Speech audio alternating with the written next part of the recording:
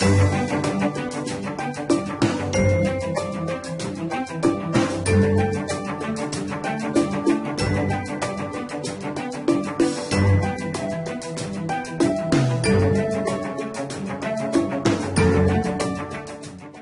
pessoal, tudo bem? Vamos iniciar nossa segunda unidade da disciplina Ética e Cidadania do curso Técnico de Segurança do Trabalho. Bom, nessa segunda unidade nós vamos falar um pouco sobre a conduta cidadã, sobre o conceito de cidadania, os direitos e deveres do cidadão no Brasil e sobre os valores morais e relações humanas, preconceito, tolerância, isso tudo dentro do ambiente social e do ambiente do trabalho. Bom, o que vem a ser a conduta cidadã? Nós falamos na primeira unidade sobre ética, o que são valores morais, qual a diferença de ética para moral, e não chegamos a falar da conduta cidadã. O que vem a ser a cidadania? Bom, a cidadania ela começou a ser discutida lá na Grécia Antiga. Na Grécia Antiga já se tinha uma noção de cidadania. O que se dizia lá na Grécia? Na Grécia se dizia que o habitante da cidade, aquele que habitava a cidade, a civita, ele era o cidadão. Então, o cidadão era aquele que tinha uma atuação naquela cidade. Era aquele indivíduo que possuía privilégio. De certa forma, na Grécia, nós tínhamos uma cidadania parcial apenas. Não era todo mundo que tinha uma participação coletiva, que tinha uma participação pública, que poderia, por exemplo, atuar politicamente nas decisões das cidades-estados gregos. As mulheres, por exemplo, não tinham participação, os escravos também não tinham participação. Então, apenas um conjunto pequeno da sociedade, dos homens daquela sociedade, é que participavam ativamente como cidadãos. Na Roma Antiga, a cidadania ela foi construída ou foi definida como o exercício de direitos políticos, civis e religiosos, atribuído apenas aos patrícios. Os patrícios era aquela casta nobre da Roma Antiga, do Estado romano, do Império Romano. Os plebeus, que eram aquelas pessoas que não participavam dessa casta privilegiada, eles não tinham direito de participação política. Então, nesse momento aqui da história da humanidade, nós temos, de certa forma, uma repetição do que acontecia na Grécia. Nós temos aqui uma cidadania limitada. Muitas pessoas, ou maior parte da população de Roma Antiga, eles não tinham participação política, eles não tinham uma cidadania ativa. Na época da Idade Média, em que se estabeleceu o feudalismo na Europa, nós tínhamos ali uma relação de vassalagem. A relação de vassalagem, que era uma dependência do camponês ao senhor feudal, ao dono das terras, havia uma dependência total do camponês em relação a essas pessoas, implicava necessariamente na ausência de cidadania. Então, na época do feudalismo, na fase histórica do feudalismo, na Idade Média, nós não tivemos cidadania. O rei, por exemplo, ele tinha a sua nobreza, e essas pessoas que eram donas daquele reino, do conjunto de terras daquele reino, essas pessoas é que definiam os rumos daquela sociedade, é que tomavam as decisões políticas daquela sociedade. Os vassalos, os camponeses, essas pessoas não tinham qualquer participação política nesse período. Até que nós tivemos, em contraposição a isso, a Revolução Francesa, em 1789, e aí o surgimento do Estado moderno, com o surgimento de um conjunto de valores sociais, um conjunto de direitos individuais e coletivos que foram defendidos pela Revolução Francesa. Para quem não está muito lembrado, a Revolução Francesa foi aquela que defendeu o direito à igualdade, à liberdade e à fraternidade. Quer dizer, eram os três pontos ou princípios fundamentais da Revolução Francesa, em contraposição a um Estado que até aquele momento era absoluto. As pessoas não tinham direito até aquele momento. O rei, por exemplo, ele mandava prender sem que para isso tivesse um justo e regular processo judicial. As pessoas eram presas sem processo. As pessoas sofriam pena de morte de forma injusta, porque não possuíam qualquer direito de defesa. As pessoas eram tratadas de forma desigual. Aquele que era amigo do rei, aquele que era nobre, ele possuía privilégios que os outros da sociedade não tinham. A sociedade, por exemplo, o cidadão comum, ele não tinha direito de estudar, ele não tinha direito de aprender, ele não tinha direito à saúde, ele não tinha quase qualquer direito, né? E a Revolução Francesa, ela veio com esse forte conteúdo de direitos e de cidadania. As pessoas têm direito e o Estado tem que respeitar e garantir esses direitos. Esse foi o grande legado da Revolução Francesa para o mundo. A Revolução Francesa, ela trouxe realmente esse primeiro grande conjunto de direitos que até hoje nós temos nas sociedades, no mundo moderno. Vejam, os direitos que nós temos na nossa Constituição Federal, na Constituição Federal Brasileira, que muitas vezes nós menosprezamos, nós não tratamos com devido respeito, foram direitos construídos ao longo de séculos, né? Foi uma evolução social, foi resultado de lutas não só no Brasil, mas em todo o mundo. Então, quando eu falo, por exemplo, do direito de defesa, do direito ao contraditório, do direito ao processo, é porque muitas pessoas na história da humanidade morreram, foram sacrificadas, sofreram penas graves por ausência desse direito. Pessoas inocentes, milhões, milhares, centenas de pessoas inocentes sofreram penas ao longo da história porque não tinham esse direito. É por isso que nós temos hoje na nossa Constituição esses direitos que foram resultado dessas lutas ao longo de séculos, ao longo de toda a evolução da história humana. E a cidadania, portanto, é o pleno exercício dos direitos políticos. É o pleno exercício da nossa atividade política, que é, na Constituição brasileira, na sociedade brasileira, garantido a todos os brasileiros. Quem é cidadão brasileiro, ele tem plena cidadania. É claro que isso envolve, né, a gente tem algumas exceções previstas na Constituição, né, mas o que a gente pode dizer é que a cidadania no Brasil e no mundo de hoje, ela é vista como uma cidadania ampla, né? Ao contrário da época de Roma, ao contrário da época da Grécia Antiga, o maior número de cidadãos possível, ele é integrado ao exercício dessa cidadania. Então, a Constituição brasileira, ela estabelece isso, ela garante a igualdade, a liberdade, os direitos políticos das pessoas, e isso, obviamente, garante a todo cidadão o direito de participação política. É claro que nós temos algumas exceções, como, por exemplo, o menor de 16 anos, ele não pode votar, porque ele ainda não tem um amadurecimento psíquico necessário para o exercício dessa atividade, né? Assim como também ele não pode ser votado. Então, são situações ou exceções que a própria Constituição Federal estabelece.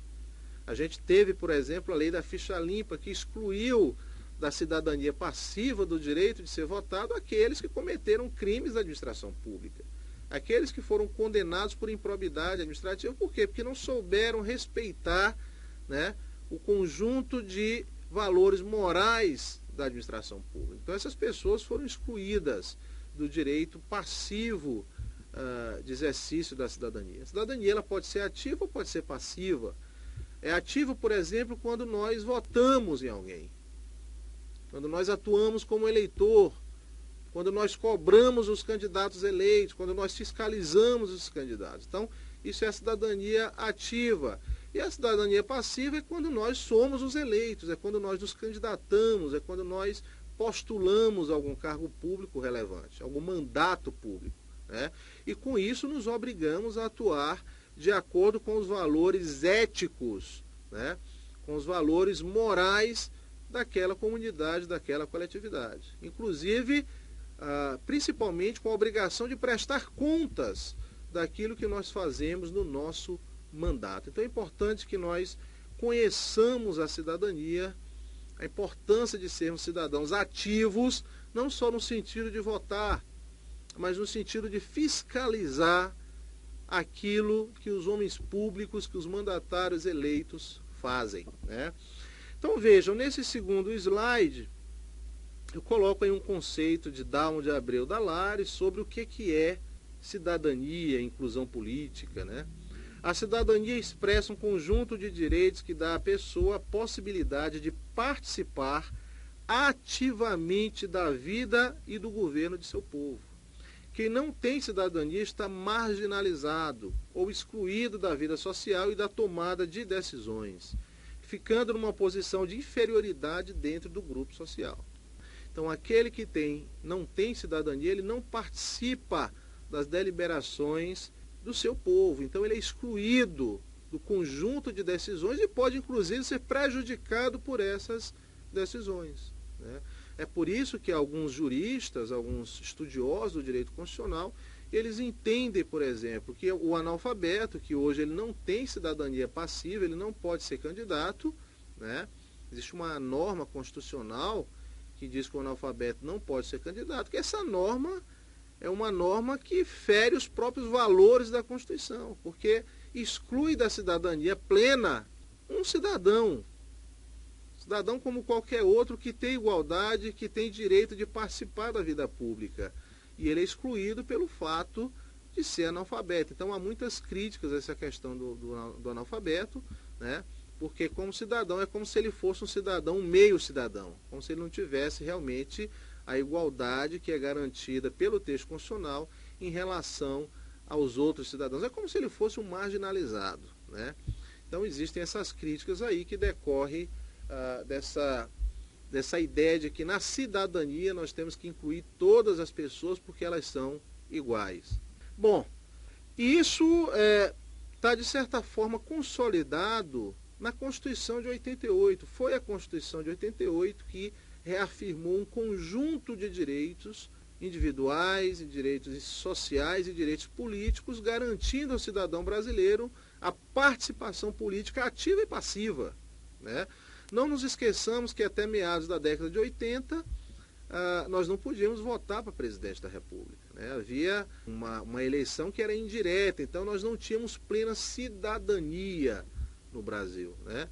Não podemos esquecer que até determinado tempo nós tínhamos apenas 2 partidos políticos, que nem sempre correspondiam ao que pensava o conjunto da sociedade brasileira, né? A representação partidária ela deve decorrer do pensamento plural, né?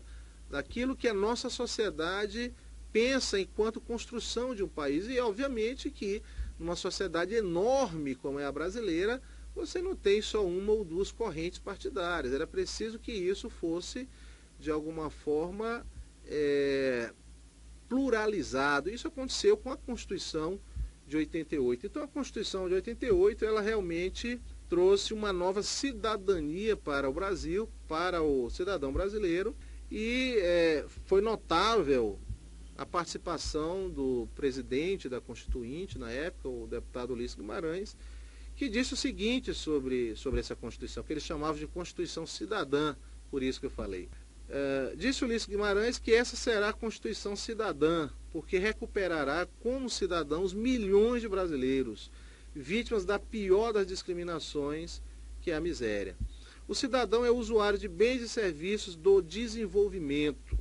Isso hoje não acontece com milhões de brasileiros segregados nos guetos da perseguição social. Então vejam que o principal direito que o Ulisses Guimarães concebia para o cidadão brasileiro era o direito de ter dignidade. Era o direito de poder viver com dignidade, podendo se alimentar, podendo ter um teto para morar, né? A miséria para o Ulisses Guimarães e para a Constituição brasileira, para o conjunto da sociedade brasileira, era talvez a pior das discriminações que existiam naquele momento e que continuam existindo no Brasil. Os direitos fundamentais, eles são uma afirmação constante, né? Não é porque a Constituição ela foi feita em 88, ela foi aprovada, que os direitos já são ali automaticamente construídos, né? É preciso que a sociedade, nós como indivíduos, diariamente cobremos a efetivação, a afirmação desses direitos. Os direitos são construídos ao longo da história de uma determinada sociedade, né? E o que são os direitos e deveres do cidadão? Esses direitos e deveres do cidadão, eles estão principalmente lá na Constituição Federal de 88, no artigo 5º da Constituição, né? Se vocês tiverem a curiosidade de abrir a Constituição brasileira, e é importante que todo cidadão conheça a Constituição do país, leia a Constituição do país, e ela está disponível hoje pela internet, então é de fácil acesso a todas as pessoas. Vocês vão encontrar no artigo 5º, no artigo 6º, no artigo 7º, no artigo 8º, vários direitos e deveres do cidadão. É importante que a Constituição ela coloca esses dois lados. O cidadão ele tem direito, mas também tem deveres, né? E essa ideia dos deveres, ela decorre exatamente dessa discussão. O direito de um termina quando começa o direito do outro, né?